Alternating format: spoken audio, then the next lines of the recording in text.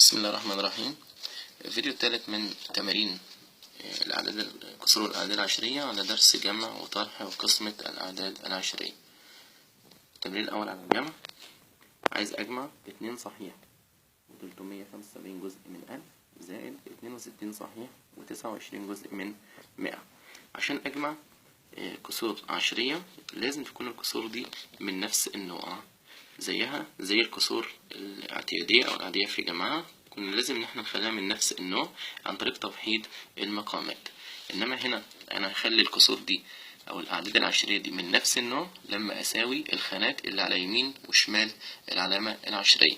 يبقى انا قبل ما اجمع واقول 5 زائد 9 لازم الاول اساوي الخانات اللي على يمين وعلى شمال العلامة العشرية. يبقى الشرط في جمع الاعداد العشرية وطرحها ان انا اساوي الخانات اللي على يمين العلامة هنا وهنا واللي على شمال العلامة هنا وهنا، عشان تبقى الاعداد بتاعتي من نفس النوع واقدر ان انا اجمع.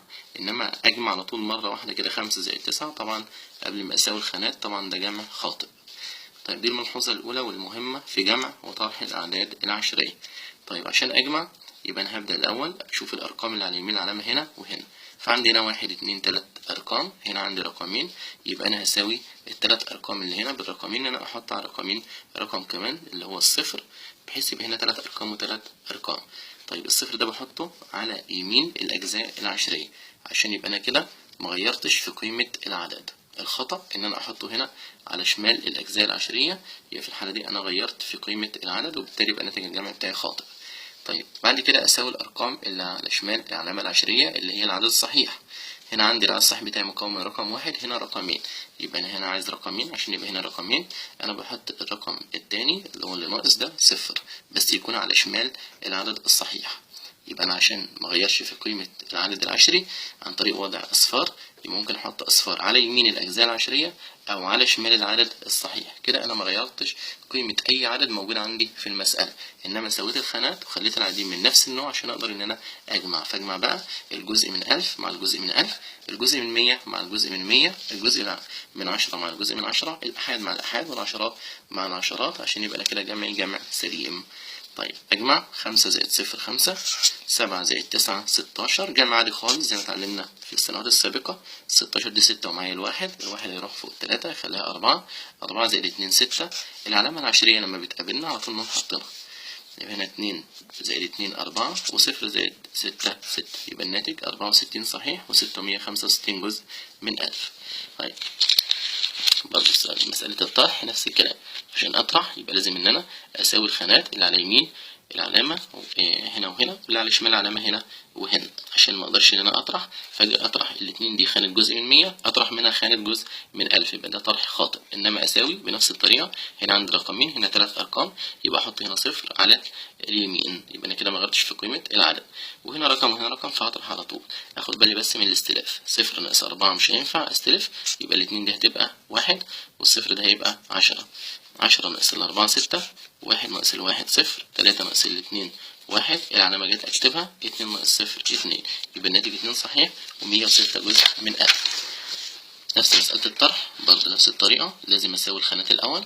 يبقى هنا عندي 8 صحيح 21 جزء من 1000، هنا 2 صحيح و75 من جزء من 100. هنا 3 أرقام على يمين العلامة، هنا رقمين، يبقى خلاص أنا اتعلمت بقى أحط هنا صفر على يمين الأجزاء العشرية. الخطأ إن أنا أحطه هنا. طيب وهنا رقم صحيح وهنا رقم صحيح، أبدأ أطرح على طول. 1 ناقص 0 1، وعندي 2 ناقص الخمسة مش هينفع استلف، الخانة اللي على يمينها صفر مش هقدر استلف منها، هستلف من 8 تبقى دي 7. الواحد اللي انا استلفته هيروح ب10 للصفر فيخلي الصفر 10، بس الصفر ال10 دي هتسلف الاتنين 1 فتبقى الصفر ده هيبقى 9 والاتنين بتاعتها هتبقى 12 اللي هي اللي استلفت. 12 ناقص الخمسة 7، 9 ناقص السبعة 2، العلامة جت اكتبها، 7 ناقص الاتنين 5، يبقى 5 صحيح و271 جزء من 1000. المسألة اللي بعدها واللي 6 من 10 ناقص 375 جزء من 1000، برضو ما اقدرش اطرح الا لما اساوي الخانات. طيب هنا عندي 3 ارقام عشرية، يبقى لازم يكون عندي 3 ارقام عشرية. طب هنا رقم 1 يبقى اكمل الناقص بصفار، محتاج صفرين احط صفرين وابدا اطرح. 0 ناقص الخمسة ما ينفعش، استلف من الصفر اللي جنبها مش هقدر يسلفني، هستلف من الستة استلف منها 1 بقت 5، الواحد ده يروح ب10، بس ال10 دي هتسلف الصفر اللي جنبها 1 فتبقى دي 9، واول صفر استلف هو اللي بيكون 10، 10 ناقص الخمسة 5، 9 ناقص السبعة 2، و5 ناقص التلاتة 2. حط علامة عشرية، وبعد كده 0 ناقص الصفر يديني 0. 225 من 1000. طيب أحيانا نجيب لي عدد كسري زائد أو ناقص عدد عشري. طيب عشان أطرح أو أجمع برضه لازم العددين يكونوا من نفس النوع. طيب عشان أجمع هنا يبقى الأسهل إن أنا أحول الكسور العادية دي إلى كسور عشرية عشان أقدر إن أنا أجمع بشكل سهل. طيب عند عدم إمكانية تحويل الكسور العادية لكسور عشرية يبقى أنا هحول الكسور العشرية هي اللي تبقى الكسور عادية، بس دي هتبقى أصعب شوية.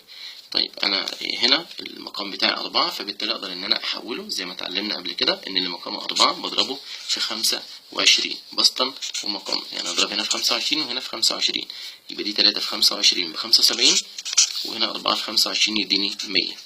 طيب زي ما اتعلمنا اكتب البسط اللي هو 75، احط العلامة عشرية بعد رقمين واكتب العدد الصحيح بتاعي.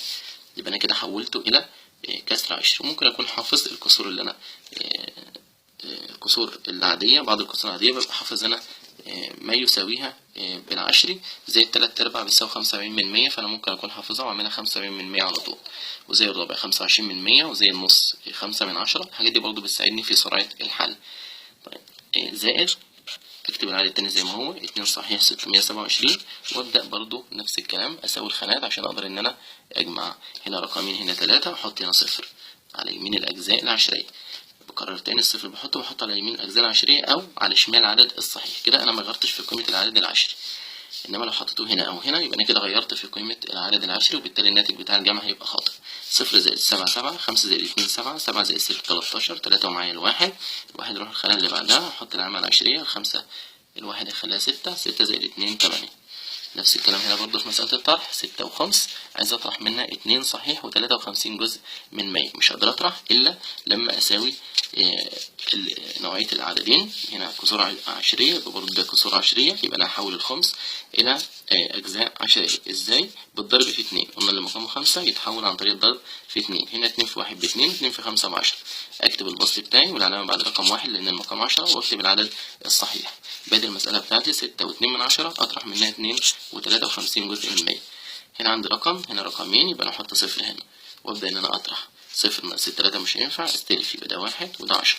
10 ناقص 3 7، 1 ناقص 5 مش هينفع، استلف، يبقى ال6 دي 5 والواحد ده يبقى 11. 11 ناقص ال5 6. مجرد ما بوصل للعلامة العشرية احطها عشان ما انساهاش، وبعد كده اطرح 5 ناقص 2 يديني 3 صحيح، يبقى 3 صحيح 67 جزء من 100. طيب عند طرح عدد صحيح زي 14 ناقص الاتنين صحيح و462 جزء من 1000، لما اجي اطرح عدد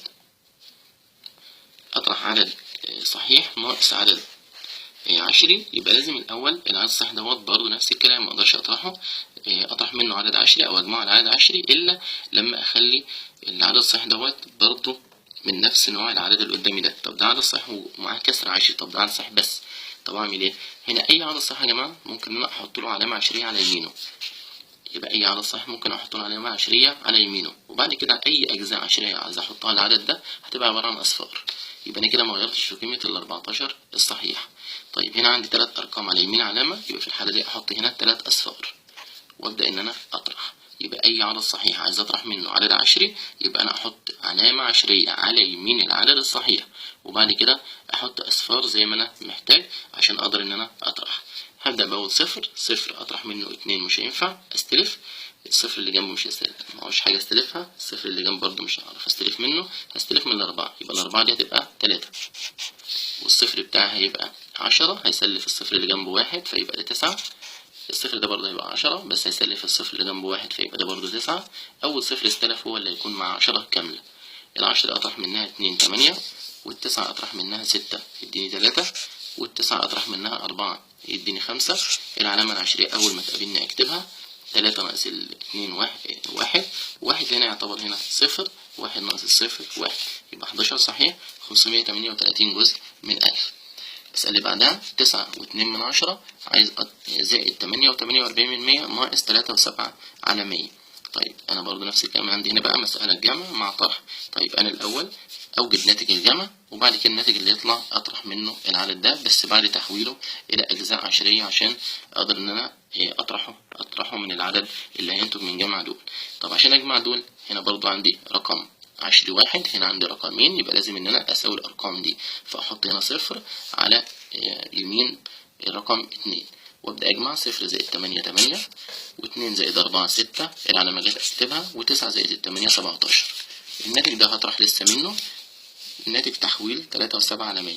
طيب 7 على 100 بحولها، اكتب ال7 واحط علامه عشريه بعد رقمين، لان المقام 100 انا ما عنديش الا رقم واحد، احط صفر عشان ما اغيرش في قيمه ال7. وبعد كده احط علامه عشريه، وبعد كده اكتب ال3 الصحيح. واحد هنا يقول انا حطيت الصفر جنب العلامه، طبعا هنا انا مضطر احطها لان طبعا عندي هنا ال7 دي رقم واحد وانا عايز احط علامه بعد رقمين، يبقى انا بحط ال7 على شمال او الصفر على شمال ال7، انما مش بساوي انا الخانات عشان احط الصفر هنا على اليمين. يبقى لو حطيت هنا هغير في قيمه العدد، يبقى الصفر بتاعي على الشمال وابدا احط علامه بعد رقمين واكتب العدد الصحيح. هنا بص في العددين هلاقي هنا رقمين هنا رقمين، خلاص يبقى انا هطرح على طول.